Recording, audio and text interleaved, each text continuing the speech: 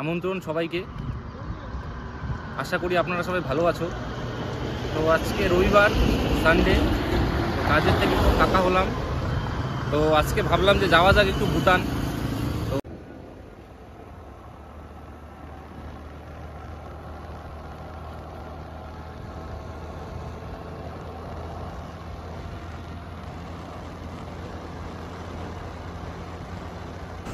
দেখতে দেখতেই আমরা ভুটান গেটে ভিতরে ঢুকলাম।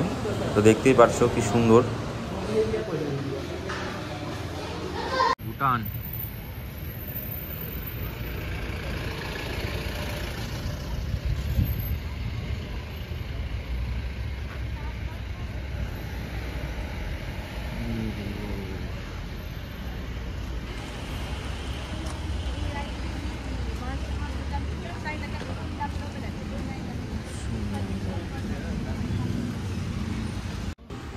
এই জায়গাটি ভুটনিস একটা মন্দির, পার্ক টাইপের।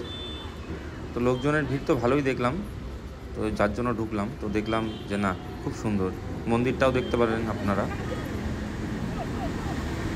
ভুটানে গেলে অবশ্যই এই জায়গাটা ভিজিট করবে, খুবই সুন্দর।